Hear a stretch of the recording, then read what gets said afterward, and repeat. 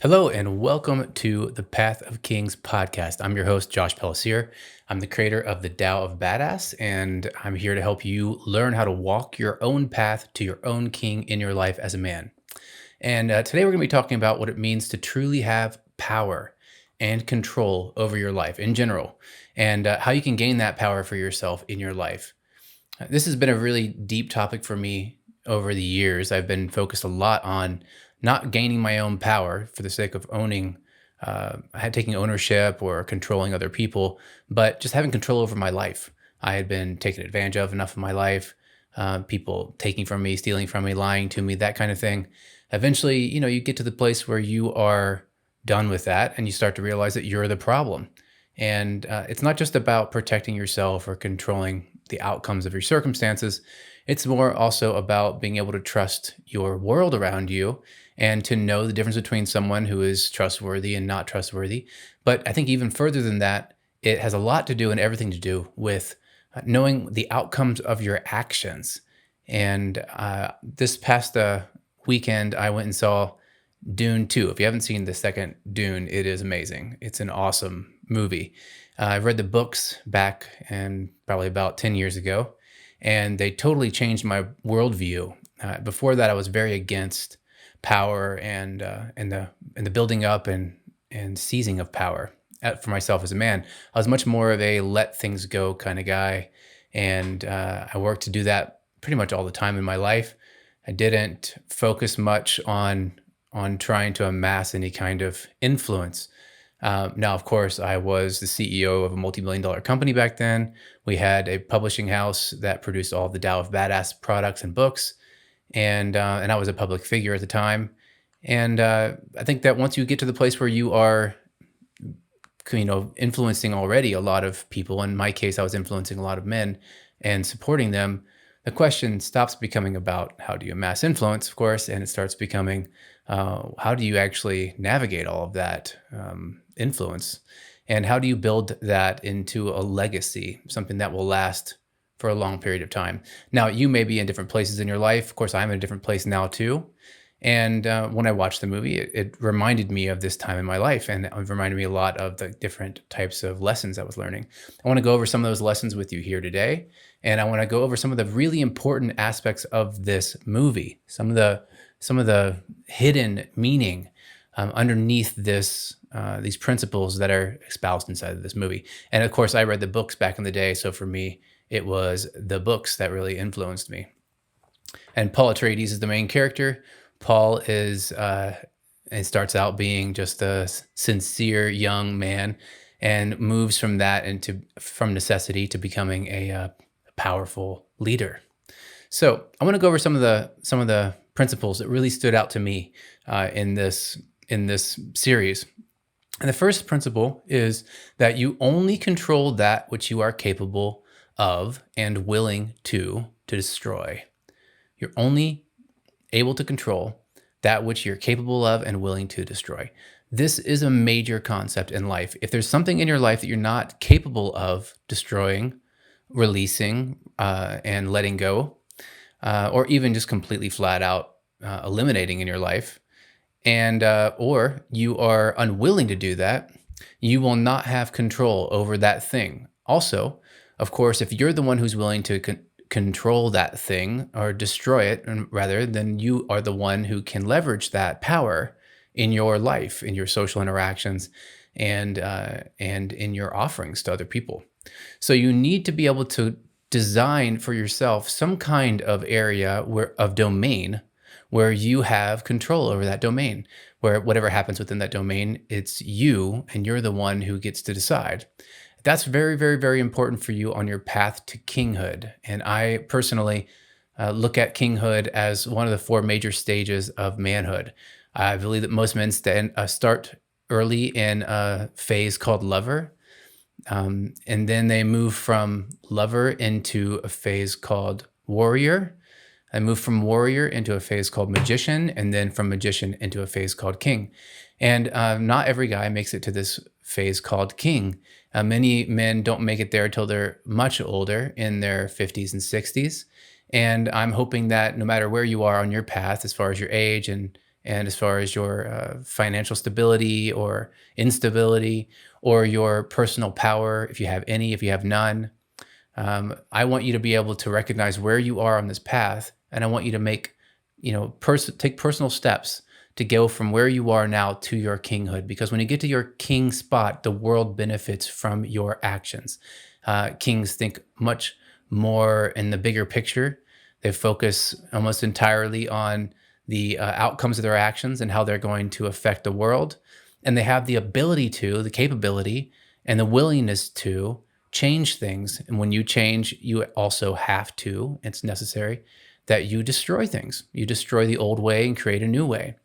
You have to be willing to disrupt and change the entire perspective of yourself and of others around you with your insistence. So today we're going to talk a little about some of the principles we learned from Dune. First one is, of course, you only control that which you are capable of and willing to destroy. All right. So when you understand this, when you actually really get this, and it sinks into your bones, and you start to apply this in your life, then you will recognize that true power lies in your choices and your actions, not in your external circumstances. And this is really, really, really important for you to understand as a man, that your power as a man is not even related to, or isn't pinned to, your external circumstances in life. Now, I understand if you have a lot of different reasons to think otherwise, and there's plenty of examples I could think of that would be hard to accept, that your power lies within your choices and your actions and not with your circumstances, because there's a lot of disempowering looking circumstances. You can be in a circumstance where somebody rejects you, for example, where people make fun of you.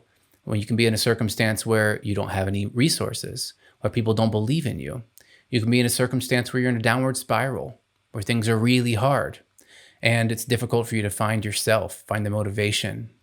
And every one of these different stages, and worse, it can go worse and it can get better, of course. Each one of these stages is an opportunity for you to learn a new way to interact and hold on to your power, your personal power, through that phase. And of course, that's what I want to show you. And we're all on this journey in different ways, of course. And I've done a ton of work on myself and learned a lot of very cool things. We're going to go over some really interesting books, and we're going to break them down in this episode as well. But I want you to sit back and just kind of listen and watch and really look at your own life. If you have a pen, take some notes, and just keep thinking, how does this all apply to me? Because at the end of the day, everything here is for you. This whole world is for you. You are the center of the entire thing. And when you go, the world disappears out of view. The world is no longer there for you. And there's no evidence that the world keeps going on after you die. There's no way to know. And I want you to treat this life like every single thing that is here for you.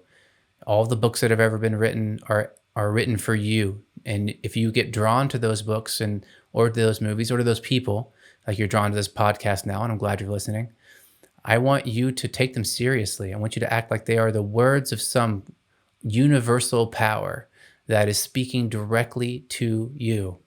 So when you understand that power is a matter of your willingness and capability of destruction, of removing the things that are not the way they should be, and being willing to sacrifice in that way, then you also recognize that your power lies in your choices and not the external circumstances in your life.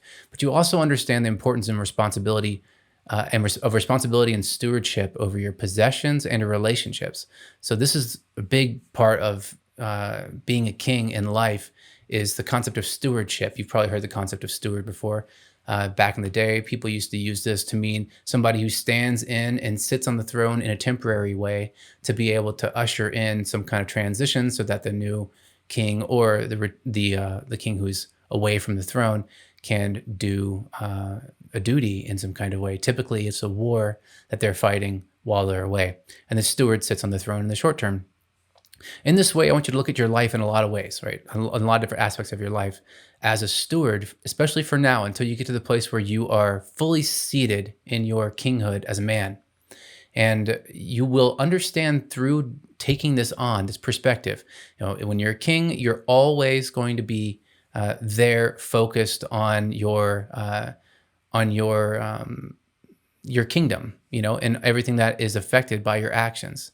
Now, when you are in that position, you typically have enough focus and interest and strength to be able to hold that perspective. But if you're just starting out and you don't really feel like you have that kind of strength yet, I want you to then consider yourself a steward for now. You're a steward until you step into your king. And when you step into your king, then you are in control of all of your circumstances. So, what we're going to do for now is I want you to understand that there's importance in the responsibility and stewardship. So you stepping into your stewardship of your life is stepping into taking responsibility. If you take responsibility, you can't keep pushing your blame to your external circumstances. So you have to look at your possessions, the things in your life. You have to look at your roles that you play in your life, and you have to look at your relationships in your life. And you have to say, okay, these things are mine. These are mine to own. I am here to make sure that these things go the way that I want. I may not have responsibility to change every single little aspect of the world, but this aspect of the world is mine, and I can control the outcome and circumstances of this one thing. And they're my things, they are my possessions, they are my relationships, and they are my roles or my principles in life.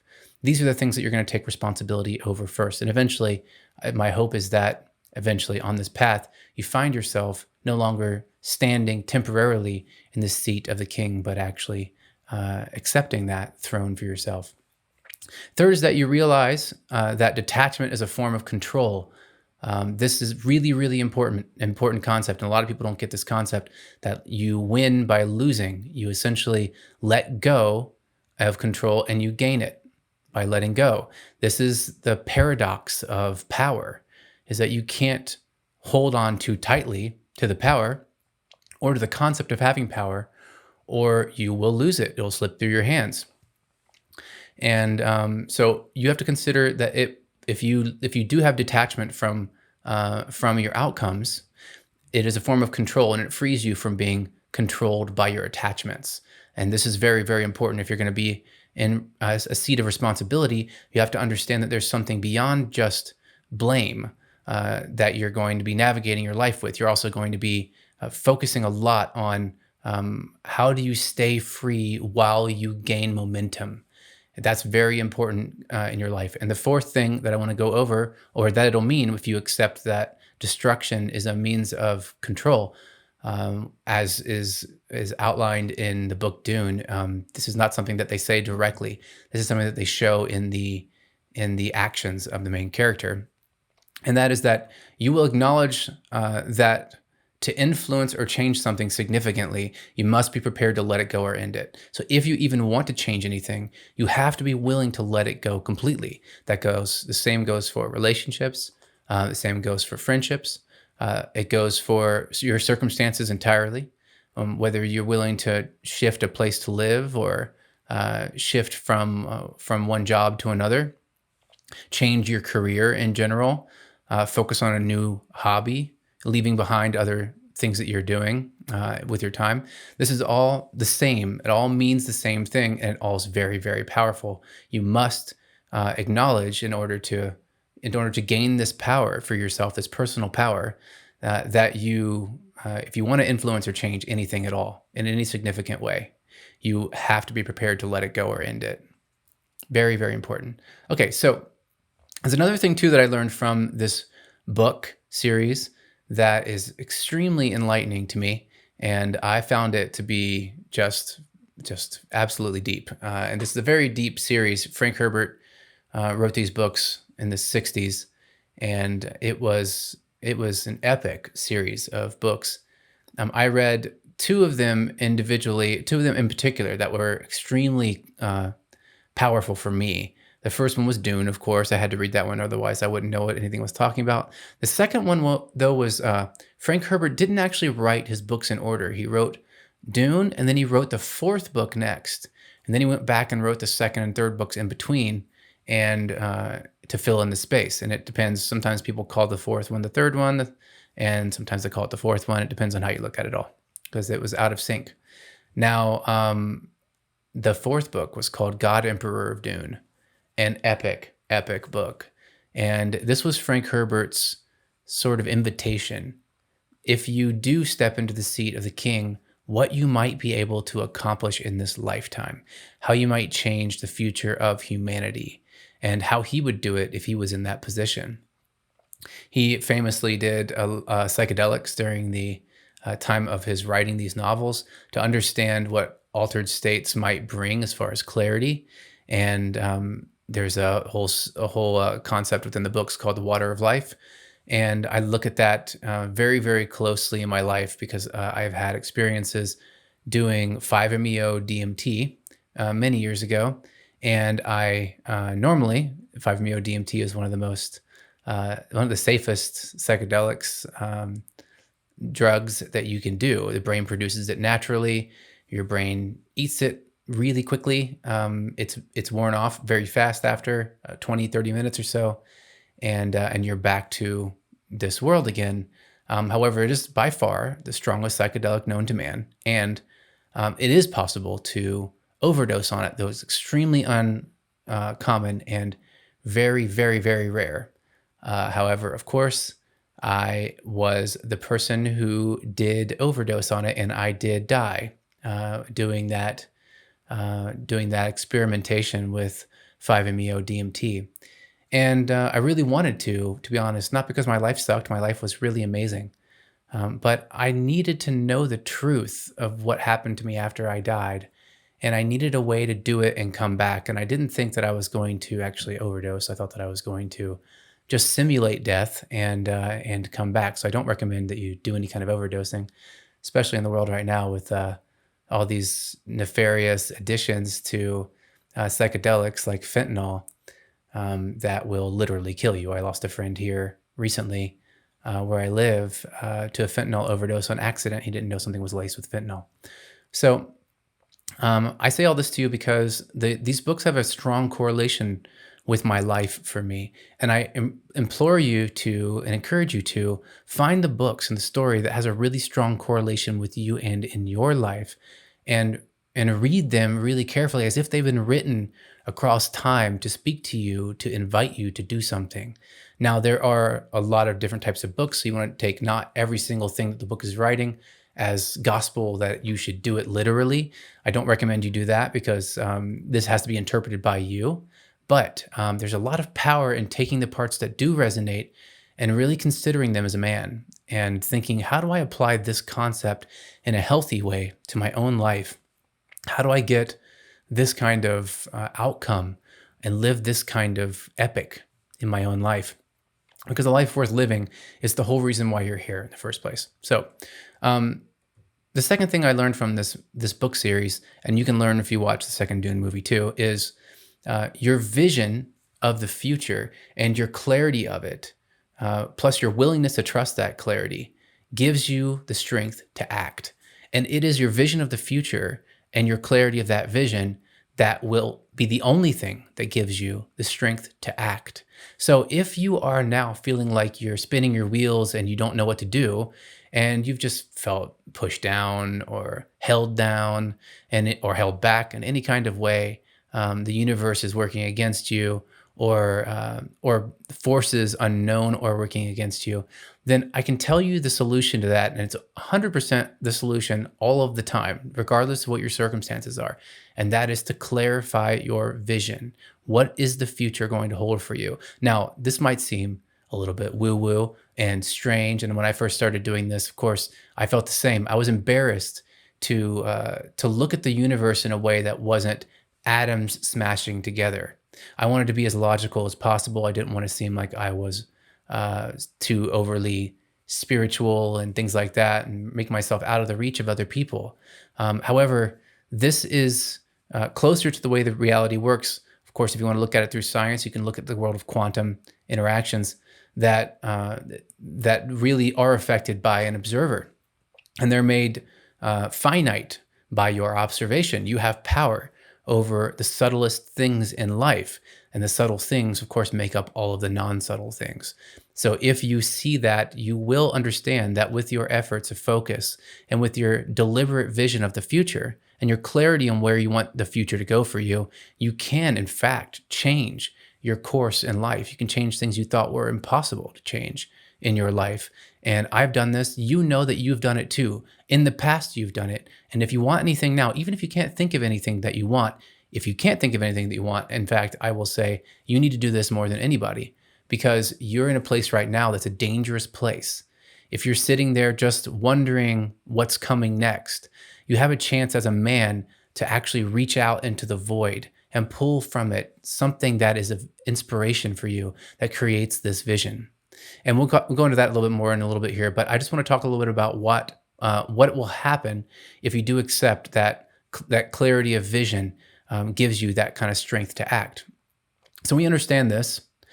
You grasp the necessity of having a clear purpose to direct your efforts effectively. You have to know what you want. If you get a book, pick up any book by any great leader in history, and we're going to look at a few of them during this podcast here. If you pick up any book at all, and you look at this book and you say, what are they trying to teach me? What are the principles? This will be amongst those principles. For you as a man, you have to grasp the necessity of having a very clear purpose to direct your efforts effectively. One of my favorite books is The 33 Strategies of War, a really powerful book. And if war kind of throws you off and you don't really feel comfortable with war, I understand that. I mean, it's not the prettiest thing in the world, but it is by far the highest stakes game and series of games that exist in the world. And if you live in the United States and you've been alive for, actually, if you're alive right now, listening to this right now, you are in some ways in the middle of a war. This is a very different kind of war than we've ever seen. It is a silent war. It is a war of silence. It's a war of silencing people, silencing you, making you feel alienated and isolated, and getting the chance to shut you up ahead of time and to keep you from reaching for this deeper purpose for yourself, because a country full of men that have deeper purpose in their lives, of course, and women too, but I'm speaking to you as a man right now, that a country full of those men is very, very difficult to fight. One of the things that I found is common, very strange, you probably wouldn't expect this, but a very strange common theme amongst great warrior tribes was this purpose. They would say, even Napoleon said, that if you take a country and an army that is desperate, fighting for their lives, willing to do anything to survive and to live through this, and you take them against a larger army that has no fear of being annihilated, the smaller army will win every time. They become more intuitive,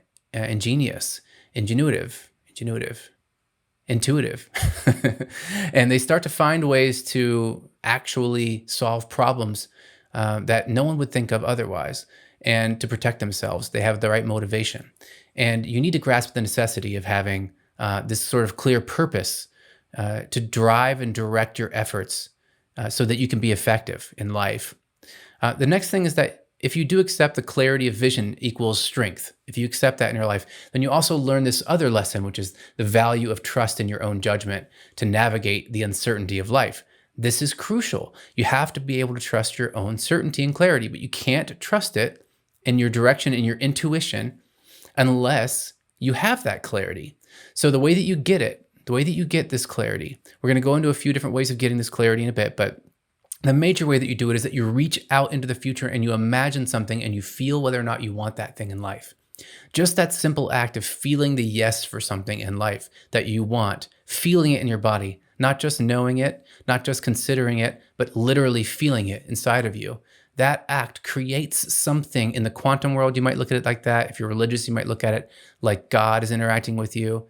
If you're spiritual, you might look at it like the universe and manifestation. But all these are different names for the same thing. Essentially, you have an interaction with the world around you. You might not know it. You may not be aware of it right now, but it's happening around you right now. And if you begin to write down your intentions, just take a pen and start writing down the things that you feel a yes to. Don't write it down unless you feel it. If you feel it in your body, and especially in your gut and your chest, in this area, then I want you to write it down. And you'll see that a large percentage of those things come true. They come true, they happen. And I used to test this and it's worked every single time. It's worked. So I want you to consider that that's a pretty strong statement, you know. But as you begin to understand the clarity, the power of clarity and the strength in clarity, clarity of your vision, then you also learn the value of trusting in your own judgment, and so that you can navigate uncertainty in your life. And then finally, actually, there's one more after this, but third, you'll discover that envisioning a better future motivates transformative actions. So as you begin to envision a future where you can see something as better or different in a way that you want, and you can see it's possible there in your mind, even though you have no idea how it's going to happen, it also motivates the actions that you need in order to transform your world around you. And it also gives you clarity for your actions and what you should do next. This is very, very, very important, because understanding what are the results of your actions is strongly correlated to your power and your ability to control your circumstances. And you need to know that in order to be able to step into your king. And then finally, if you do accept the power of clarity, then you will also accept that aligning actions with your personal vision, those actions we were just talking about, with the vision we were just talking about, is essential if you want to have any kind of meaningful impact. I don't just mean in the world around you, I mean in your life as well. So again, today we are inspired by the movie and book Dune, which is largely about these principles, and it can be applied. It can be applied in your life. If you do apply these principles to your life, you'd be shocked at what you can actually accomplish with these things and who you become. If you haven't seen the movie, I recommend the movie. It's a great freaking movie. I've been waiting for them to make a movie out of these books for a very long time. It's too good not to. And you're lucky if you haven't read the book. The book is as thick as a freaking brick, and it's difficult to read it sometimes, but I couldn't put it down once I got into it. I saw too much of myself in these characters and in this plot. I saw my personal journey to awakening as well. So now I want to go into how you can actually apply this as a man. This is one of the most important questions you can ask yourself in life, is how do I apply this knowledge, whatever it is that calls to me, to myself as a man? And we'll go over this every single time in every single episode. We'll be talking about how do you actually apply this to yourself as a man. But today we're going to be looking at 4 different books. And they're going to be books that we're going to convert into this topic. We're going to read all the things that they have to say, and we're going to apply them to this particular topic in our lives about clarity and vision, and destruction is power. Okay? First thing we're going to look at, first book, is a book by a guy named Stephen Covey. And Stephen Covey wrote a book called 7 Habits of Highly Effective People. You probably heard this before. 7 Habits of Highly Effective People is a great book, easy read, not going to blow your mind, but will give you the principles that will help you think about effectiveness instead of thinking about, what you might be thinking about in general in life as ease. I want things to be easy, but actually, you don't want things to be easy. What you want is, or your actions to be effective. And so therefore things appear easy because effectiveness is in play for you. And so we're going to look at this 7 Habits of Highly Effective People right now. We're just going to go over all 7 of them and how they apply in this way. So the first thing, again, the topic here is around power and control in your own life. Right? And it's about your vision and your clarity, and how your vision and your clarity relates to and correlates to your power in your life, how it strengthens your power, and how you can step into the sort of kinghood and the throne in your life by accepting this responsibility for the power that you can create in the world. So the first rule of highly effective people, the habit, is being proactive, right? So this is you, this might look like you controlling your responses. Your responses are automatic. We'll get into another book in a little bit later here that taught me a lot about this concept, but your ability to control your responses is crucial. Now, the biggest weakness that you will have as a man is going to be your automatic gainsay reply and response in the middle of emotional reaction. This is going to take away all of your power. You cannot encourage that kind of thought and action to go out of control in your life as a man, or you will truly lose all power. So in order to keep that power, you need to control your responses. You need to be able to put a wedge between an action or stimulus and your response. And there are many ways of doing this, but ultimately you need to find a method that works for you. One thing that worked for me a lot was to sit and work with AI. I know this sounds strange, maybe to some people, but I can, if I get some kind of triggering response from someone and I'm not standing right in front of them, then I can take a moment, go onto AI, paste the response in there, explain my circumstances, and then say, I want to understand this better and what are my options and what to do. And it will start to expound on those options and show me what are the things that I actually can do. It's a great way to use, say, if you use ChatGPT or something. I use a different program, but ChatGPT is a good one for this.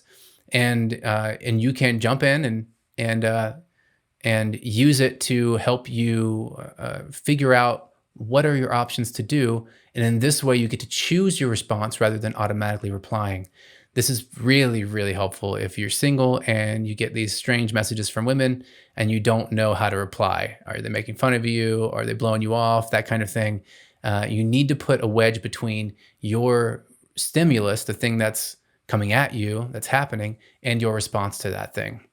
So be proactive is number one. Number two is begin with the end in mind, right? This is the vision of the future thing from 7 Habits. You have to think about the end before you start. And there's a couple of reasons why you have to do this. One is because it helps you get to the end that you're looking for. But even more importantly, once you get to the end, you will remember that you envisioned it this way and it happened the way you envisioned. And therefore, you will begin to trust your visions more. This is really more important than even accomplishing anything. If this was just a small thing in life, you're walking up, let's say we're using attraction as an option again, as an example. The Tao of Badass was all about attraction, obviously. And you envision yourself walking up to a woman and you envision it going really well. She gives you her phone number. She's laughing. Everything's nice. She's touching you on the shoulder. And then you have to go. So you go and you text her later and she's all excited to text you. So this envisioning, then when you walk up, here's the great part. If it doesn't go the way you envisioned, it doesn't really stick in your mind as you screwed up and you're dumb. But if it does go the way that you envisioned, you begin to trust your ability to see the future, to see how things will actually turn out. Now, this does take practice, of course. There will be a time in the beginning where you can't envision what's going to happen, and you have to learn the nuances of that thing by trying and failing over and over. But eventually, you will be able to, and because of that, you gain mastery. So begin with the end in mind. It's the second habit of highly effective people, and we're gonna apply that to the concept of having visions of the future. Third is put first things first. This means align your actions with your priorities, right? The actions that you take and the vision that you have, they should be aligned. If your actions are going to go a different direction for you, then you shouldn't do those actions. You want to put first things first. You want to say that this is the first step and you want to do that first step. You don't want to say, this is the first step, let me do the third step, let me do the last step because it's more fun. You want to say, this is the first step to get to this final place that I'm going to. If you show show yourself that is a path, that from here all the way through, I'm going to get to this other place if I do this here, then you will have the strength to do that there. All right, very important. Next is think win-win. And this is thinking win-win is more like saying there's nothing that's going to fly and survive and nourish thrive in your life and nourish you in any kind of way if it's not a win-win scenario for you and the people involved. It will eventually lead to sabotage. So you need mutual benefit in your relationships, okay? Fifth is seek to understand, then to be understood. Don't seek to be understood first and then to understand. Seek to understand first and then to be understood. And this is the value, in this lies the value of trust and clarity. You need to be able to understand what's going on around you before you are understood as a person. You need to understand the dynamics of an interaction, the dynamics of attraction, the dynamics of power and of finance and of strength in life. And if you do, and once you do understand the values there, then you begin to build this sort of clarity and trust in your life because you now have an experience externally to bank all that against, to lean that against. You're not just going in and bullshitting yourself. The concept of fake it till you make it is a ridiculous concept. You can't fake it until you make it. What you can do is come up humble and along the way learn and seek first to understand and then to be understood. That's a king's way of fake it till you make it. You don't fake it. You just don't make it until you make it. That's really a better way of putting it. The sixth law or habit is synergize, collaborate and collaborate into transformation. That means that you work along with other people and align yourself with other people who will help you get to where you want to go. This is a very important concept. If you don't have this, you really won't make it. And then seventh is sharpen the saw. Always work on improving yourself for the sake of improvement. Whenever I was learning dating and strengthening my dating muscles back in the day, I had a rule that if it worked, I'd stop doing it. And this forced me to always be fresh and always learn new things. It also made it so that I wasn't just regurgitating the same crap over and over again to every woman I met, knowing that it might attract some of them. So you want to always improve yourself constantly and continuously improve yourself. Next book I'm going to go over is by a guy named Simon Sinek, and it's Start With Why. So we're going to go over a few of those principles as well. Why is a question that you ask yourself to clarify your purpose. Clarifying your purpose and any kind of clarity in your life is, they say that cleanliness is next to godliness, but truth is clarity is next to godliness. It truly is. And the more clear you are on your purpose, the more likely it is that you're going to accomplish that purpose. Next is trust, which is the how, right? Why, how, what, right? How is you trust the process. So once you get the clarity of your vision and your purpose, then you trust the process along the way. You can only do this if you have experience with it. You can't just start trusting.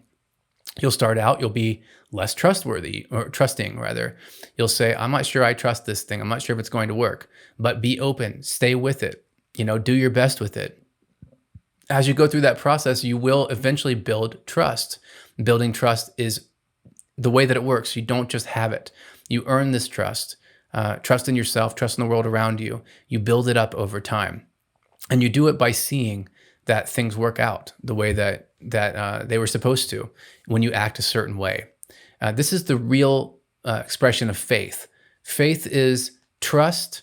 Faith is essentially just trust, right? There are different words, of course, and most people look at faith as a negative thing. Though faith, of course, has a lot of very positive qualities. Sometimes you don't know yet, and you need to trust blindly in the beginning because you don't actually know what's going to happen. You hope that you're in the right place doing the right thing. And that hope is enough for you to have that quote unquote faith, right? However, your goal is not to just lean on faith. Your goal is to lean on trust because you don't need faith anymore. You've seen it work so many times that you now trust the process instead of having faith in the process. Third is what, right? The why, how, what. And the what is what you do is you align your actions with your vision. This is echoed from the previous book, 7 Habits of Highly Effective People. And you align your actions with that vision. That's what you have to do in order to build the trust as well. And then there's something called the Golden Circle model in this book from Simon Sinek. That is just such a good concept from Start With Why. So the Golden Circle model is essentially that you inspire action through clear vision. In our purposes right now, how we would apply it is that you inspire action through your clear vision. So really, really timeless principles. We're also going to get into a book now, really, really interesting book called Anti-Fragile by Nassim Taleb. And anti-fragile, things that gain from disorder. This kind of concept, this book is about building an anti-fragile business, becoming anti-fragile in general. And this is, we'll look at fragility as a sense of weakness, so becoming anti-weak, which is essentially becoming strong. And we're going to go over a few of the concepts from this book real quick that apply to us as men when it comes to our strength and our kinghood. Number one is anti-fragility. If you're anti-fragile, you benefit from volatility. Most people don't think about that. They think volatility, things are chaotic. I'm not going to benefit. I better hunker down and just kind of not take any actions. However, it's the ones that see that and take that opportunity to take actions that actually benefit so much in these moments. These are the greatest opportunities for growth because the competition is lower, because people aren't ready and they're generally pretty scared. And you need to understand for yourself as a man that when you see this volatile time in our experience of history in our lives, which we're in one right now as I record this now, we are in an experience of volatility, that there's tremendous opportunity in these places of volatility. And you have to keep your head on straight so that you can take advantage of these different opportunities. It's very important for you to do that. So you want to build anti-fragility by first learning that you can benefit from volatility. Second is optionality. Optionality essentially is that you have the power of choice and change. You can change your mind and you can make your choices. You can change the world around you through your choices. Optionality is essentially the action form of the action perspective of anti-fragility. You need this optionality perspective in order to have the perspective for you, the belief for yourself. Let's call it the belief for now, though I don't really think it's a belief. It's more of a perspective that power of choice and of change is always available to you. You always can make a change, and you have the power to make that change. You have a power to make a choice in your life. And even though the choices might not always be what you want, you have the power to change things at least. And there always will be another opportunity coming up. Next is via negativa. Via negativa is a fancy way of saying improvement by subtraction and detachment. This, again, is that you only have control or power over a thing which you also have the capability and willingness to destroy. Via negativa says that essentially you improve by removing and detaching, not by adding. I couldn't agree with this more. This is just the most powerful concept. In the new book I have called the Tao 2.0, it's my sequel to Tao of Badass. It starts out immediately with confidence equals reduction of beliefs. Your beliefs are the things. There are no such thing as non-limiting beliefs. There are only limiting beliefs. Now, faith and trust and these things aren't beliefs. These are experiences or perspectives. Your beliefs are things that you accept as true that are not true. They're always partially true, and as a result, they hold you back. So improvement is a matter of subtraction and detachment. That's via negativa. And then 4 is having skin in the game.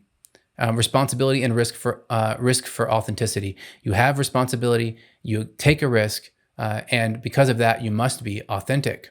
And this is important for you, especially if you're looking to lead your life as a king in your own life, sit on the throne and be that man where you can actually take that responsibility and lead things in your life and affect great change in the world in your lifetime, which I believe that you are. Well, I say believe.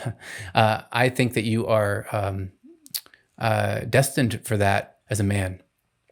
And finally, I'm going to go over a book by a man named Viktor Frankl called Man's Search for Meaning. Viktor Frankl, this book is unbelievable and changed my life in so many ways.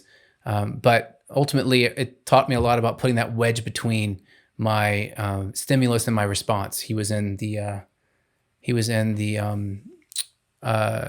Holocaust in Germany, and or I think he was in Poland. I can't remember. And he was essentially tortured and starved and watched everyone around him die constantly. And he talks about how he survived, what he did, and what he learned and gained from that experience. Very powerful book. Not a light read, but a very, very important one. If you haven't read it yet, I highly recommend it. So a few of the concepts from this book are, number 1, search for your purpose. Have clarity of your personal vision. Put time into doing that. Sit down with pen to paper and actually write out what it is you want to see in the world. Do it every day until you start writing the same thing every day. Get clarity of your personal vision. You must have that personal vision. If you don't have that clarity of vision, you will not make an impact. You won't be strong enough to take actions. You won't know if whether or not your actions are in the right direction or not. You won't know if your actions are going to lead to the outcome you're looking for, or if they're not going to, they're going to lead you astray in another direction. You have to have that clarity of your personal vision, or you don't have any power, period. Next is tragic optimism, growth, which is growth through suffering. Whenever you do suffer, any time in your life, look at that experience for yourself as a universal correction of the way you think and act. Now, there's so many different ways of experiencing suffering, and we all have experienced suffering in our lives, but it's always here to teach us something on how to be. And later on, we challenge that thought again, and we grow it again, and we always evolve it. But we do. There is a point to suffering. There is a point to pain in our lives, and it is the greatest teacher we have for ourselves because it will not give up on us. It'll always be there for us to force us into pain so that we can grow and move through that suffering and back into the light again. So tragic optimism is essentially pain means growth, period. You cannot be in pain without growth. And you do have those growing pains in your life as a man all the time, regardless of your age. Next, and we've heard this echoed in the previous book, is freedom of choice. There's power in any circumstance. Viktor Frankl was, again, he was in the Holocaust and he was a prisoner. And it seems like he had no choice at all. But in every single circumstance, he found that he actually has the freedom of choice. He can choose to respond or he can choose to not respond to the stimulus around him. He can choose to accept it or he can choose to push it away or try to fight it. And that freedom of choice, no matter the circumstances, is your freedom. You have that and no one can take that away from you. That's your true freedom inside of you. No one can, no matter how much they try to dominate you or conquer you, they cannot take that away. And you need to cultivate that freedom of choice so that you have that power. And then finally, we have a responsibility to find meaning in your life. There is a responsibility, Viktor Frankl says, that there's a responsibility to find meaning. And you need to align your actions with your personal vision in order to find that meaning. If you don't act on your personal vision, then meaning is meaningless. So I'm going to go over something here that I kind of personally came to the conclusion of after, again, watching this movie, Dune, and remembering all the different things that I learned from the books that were so powerful for me. And I'm going to speak it to you now, and you can write it down. You can think about it for yourself. But this is my personal credo of action from this movie, from this book series. And I want you to consider it for yourself too. It is, I must reach clarity on the outcomes of my actions and align these actions with the results that will lead to the greatest vision I have of the world and my part in it all. All right, I'm going to do it one more time, okay? I must reach clarity on the outcomes of my actions. And I must align these actions with the results that will lead to the greatest vision I have of the whole world and my part in it all. All right. Thank you so much. I'm glad that you were able to come here and join me for this podcast. I appreciate it. We'll be doing a lot more of these. Please pay attention. Please subscribe. If you haven't checked out Tao of Badass 2.0, highly recommend you do it. Thank you again. And I just want to cheers to you for taking the responsibility and stepping up into your king. Have a beautiful, beautiful day.